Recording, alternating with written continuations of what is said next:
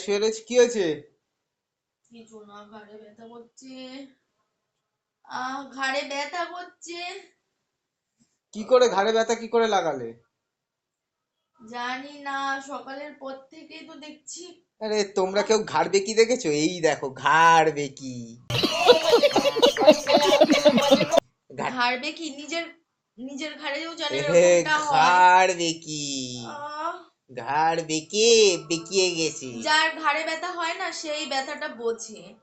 হ্যাঁ, কি অবস্থা, গলায় এটা কি জড়িয়েছো? তোমার মাই তো বললো যে ওড়না দিয়ে দিতে। ভলিনি লাগিয়েছিলে? হ্যাঁ, শেক দিয়ে দেবো? পরে দিও। রান্না বান্না কিছু করেছো? সবই করে রেখেছি। अच्छा। এমনি সময় তো রান্না বান্না করো না, আজকে গায়ে গাছ এই ব্যথা। দেখো আমি উঠতে পারছি না। এই দেখো, এই দেখো, শুধু দেখো, এই দেখা মাল। তোরও যেন এরকম হয়। আমি উঠতে পারছি না। ফেমাস ইউটিউবার, তার ঘাড়ের অবস্থা দেখে নাও সবাই। বাবা, এই ছ্যাবলামো মেরো না এর কিন্তু। বেঁকে দেখিয়ে দাও, বেঁকিয়ে দেখিয়ে দাও। এই গাইস, ঘাড় বেঁকা দেখো, ঘাড় বেঁকা। জম্মের জোর দেবো। এই শোনো তোমারও না, যেন হয়। শোনো না, যার ঘাড় ব্যথা হয়েছে শোনো না, এই চক্করে এই তো অবস্থা তোমার ভালো না, ঠিকঠাক লাগছে না। একটু চিকেন স্যুপ খাবে? আমি কিছু খেতেও পাচ্ছি না, আমি কিছু খাওয়াতেও পারবো না। তা আমি বলেছি খাবে, আমি এই খাওয়াতে ঘাড় বলেছি? ব্যথার মধ্যে বাংলা ভাষা রান্না বোঝো না? করেছি। খাবে বলেছি, খাওয়াতে বলেছি? না, আমার কোনো খিদেই নেই।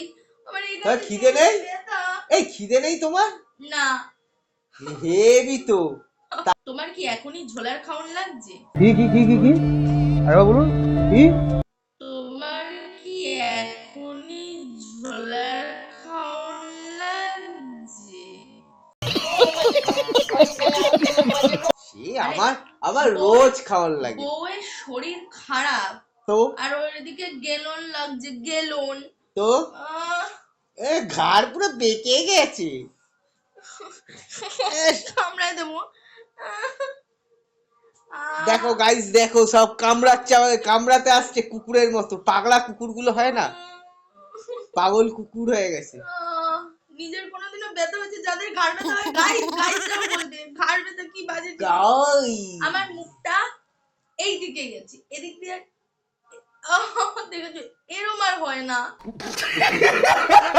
হবেও না, এগুলো কি জানো তো, খুচরো পাপ। আমাকে এত মারধর করো, গালাগালি দাও, এই তোমায় পাপটা মারধর ভগবান করে দিয়েছে। বলেছিলাম না কালকে আমি নারায়ণ।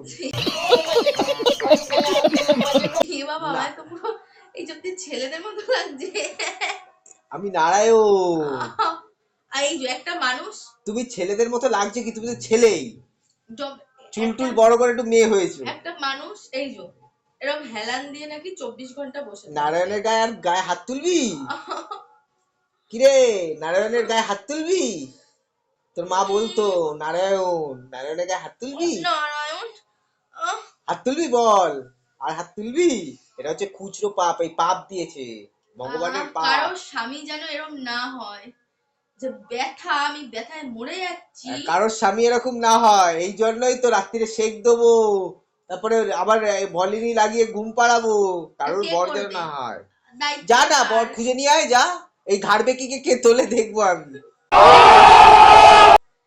শোনো, ঘাটটা ঠিক হয়ে গেলে না আবার এরকম হ্যাঁ, একেই 80 কিলোর মন, তার উপরে আবার ঘাড় পাড় বেঁকিয়ে নিয়েছো, কে তাকাবে? ঘাটটা ঠিক হলে আবার এরম এরম আমি নিচু করতে পারছি না। এটা খুচরো পাপ, ভগবান শাস্তি দিচ্ছে। যাও এবার একটু শুয়ে থাকো, শুয়ে পড়ো, শুয়ে পড়ো। শুতে তো পাচ্ছি না, শুলে আমি উঠতে পারি না। আর গায়ে হাত তুলবে?